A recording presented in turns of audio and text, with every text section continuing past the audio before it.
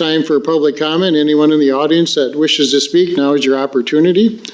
I'd ask that you please approach the microphone, state your name and address for the record. Speakers will be limited to 2 minutes to deliver their comments. Kevin here keeps track of the time. At 1:45, he raises his hand, and I ask that you wrap up your comments at that time. Those speaking are asked to conduct themselves in a respectful manner as they deliver their comments.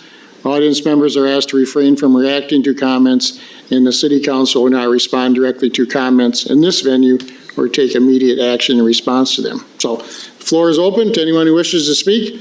Come up to the microphone, state your name and address and your comment. Ms. Zimmerman.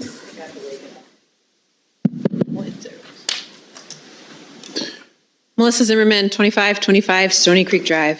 After 7 years, we finally have an ice rink. The neighborhood kids are already loving it. Thank you, and here's hoping for some equipment soon. On another note, the discrepancies in the East Side Corridor raises concern about the integrity of this process. Page 8 claims Alternative 3 would result in shorter or similar travel times and distances for most trips, while Alternative 4 would have similar times but longer distances. WSB's own data shows 3 out of 5 routes for both alternatives have similar times and longer distances, yet Alternative 3 was rated high while Alternative 4 was rated low. Why? Because WSB colored one red and the other yellow despite being the same. Blatant deception. Both alternatives meet acceptable volume capacity ratios on downtown roadways, achieving goal number 2. Alternative 4 is misrepresented as on the edge of growth, but page 29 shows growth extending to 34th Avenue, placing it well within the growth area. Page 9, alternatives 4 and 5 receive low ratings for vehicle mobility based on connectivity. Alternative 4 is the same as Alternative 3 with a noise wall. Land use and growth, Alternative 4 aligns with these plans. Distance for bicycles, page 6 explicitly states bikeability was not a determining factor. Page 11 claims Alternative 2 would require relocating 10 residents, yet it runs adjacent to Hill Drive. So residents wouldn't need relocation any more than North Country residents. This is deception. Alternative 3 impacts 0 residents. Does this now suddenly avoid the Larry Schultz farmstead, but didn't avoid hundreds of residents? Alternative 3 shows 27 residential noise receptors, yet North Country alone has 39 such properties, not including farmsteads. Fiber optic lines with significant cost impacts are marked as low impact on Alternative 3, yet more deception. The last row shows cheaper alternatives correlate with fewer residential impacts. What would Alternative 4 have cost if honestly assessed? Fraud is intentional deception for one's gain. This document is filled with deception, and your names are attached to it. Are you comfortable with that? Prior studies advised moving the road 800 feet to avoid noise impacts. Facts omitted here. If WSB's EAW ignores 800 feet avoidance recommendations, it raises ethical concerns. The community deserves honesty and transparency.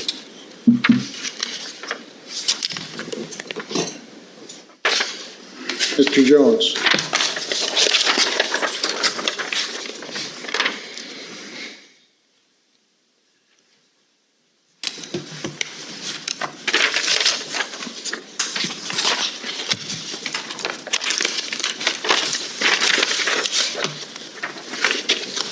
I'm going to get the gong tonight.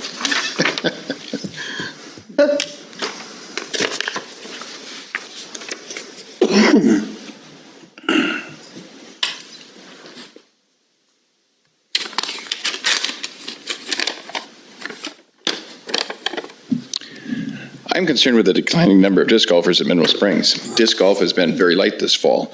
Long before this recent cold blast in prior years, the disc golfers have been numerous and active through the months of October through December. This makes an active, safe park where you feel safe to walk in the evening. We go to Mineral Springs to walk our dogs, let our kids burn off energy. And this fall, prime weather for disc golf, we seldom see golfers. They kept the park safe with their presence, and it seems very solitary, even in the late afternoon. 2 reasons for this. 1, 2 years ago, I lobbied for larger signs and maps. They are needed and now in place. However, disc golfers can see their stands back in the woods where they are throwing, and they're not coming back to the course.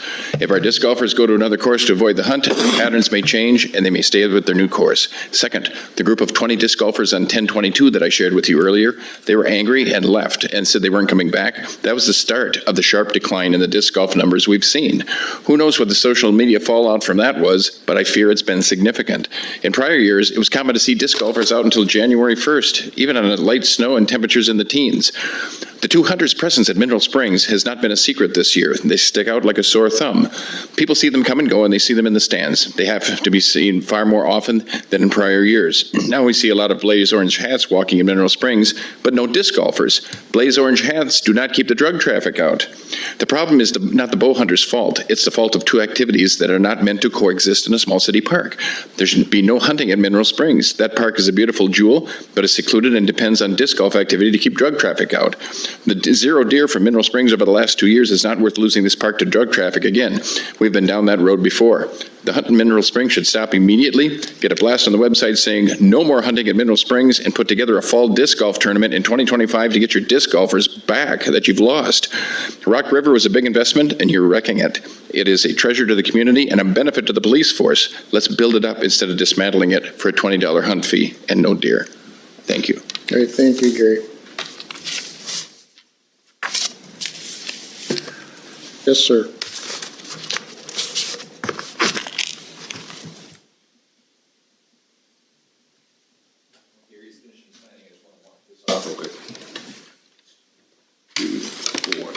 Five, six, approximately 18 feet. Okay.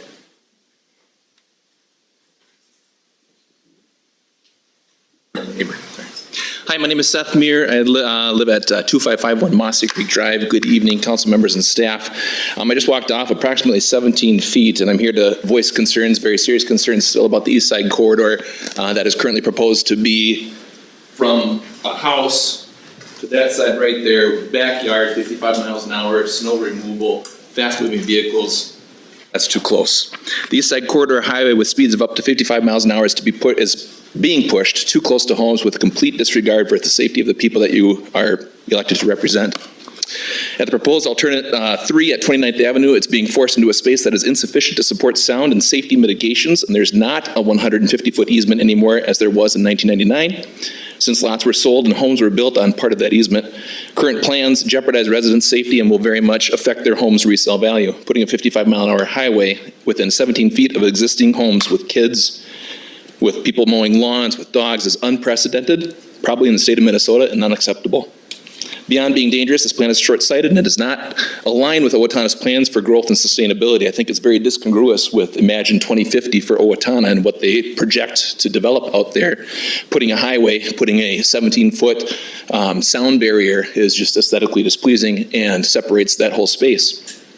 We should learn from the past, since the concept of the East Side Corridor was explored at taxpayer expense back in 1999, and now fast forward 25 years when we wish the road would have been built far away from homes, but was not built. Learn this lesson and think about the future. This highway should be built out away from homes at the 4th or 5th alternative, which would allow for appropriate and planned growth for the city of Owatonna on the east side. Additionally, you don't want to spend over $2 million more on a huge sound wall that will be required if you build a highway that close to homes. Furthermore, how is a very tall, unsightly wall conducive to Owatonna's future development? Please don't just mindlessly trust the advice. Be wary of the WSB engineering company who has provided some false information that's not always 100% accurate. Please don't, and they haven't followed every rule determined at the state and federal levels. All right, thank you, sir. Thank you. Anyone else wish to speak this evening? If not, then we'll move on to council comment. And first up tonight is Dan. No further comments. Okay, Kevin. I have nothing this evening. Brent. Nothing this evening. Doug. Well, I can't pass it up then. I just wanted to give a shout out to our good friends up at Community Pathways. Due to some family issues we've had recently, I've been taking load after load of nice things up there, and they are the nicest people. They come with a smile, they're appreciative, and I know that they take stuff and give it away right away to people that need it, and it's a great thing, so I appreciate that. Great, thanks. Well said, Doug. Nate. Nothing to add. Dave. Nothing to add. Mayor. Just holiday parade is this Friday downtown. It's a great event. Come and join us. Excellent point. I was going to make that one. And Chris, our city, I have nothing further. you have nothing further? Jenna, did you want to say something? I'm good. You're good, okay. Now comes my favorite part of, Hold on, Jeanette might have something. We have oh, the, Jeanette has something to we say. have the application. Yes, we have 2 openings on our Park and Rec Board. We have 4 applicants, and that will close this Friday. So if you are interested, please go to our website and fill out an application. We will be doing interviews next week. That's a good group to be on, so yes, thank you, Mayor. Yep. All right, so now it's time for adjournment. We'll see how this goes tonight. So I'd entertain a motion to adjourn. So moved. Motion, thank you, Brett. May Thank want you. to also comment, That was the easy part. the reception. Oops. Oh, yes, we are planning a reception for our outgoing mayor and council president, Greg Schultz, on December 17th, starting at 4:30. Everyone is invited to come and wish our elected officials well in their retirement, I guess, and just to kind of show our appreciation. And it's at the Art Center. Pardon me? It's at the Art Center. Yes, it will be at the Art Center. So thanks, you two. You drug out my adjournment. We have a motion, but no second. We have no second, yes. So I'm still waiting for that Guys. second. Who's it going to be tonight? Motion can die for lack of a second, you know. Then we can't adjourn them. Second. All right, thanks, Nate. I know there's no discussion, so all those in favor signify by saying aye. Aye. Opposed?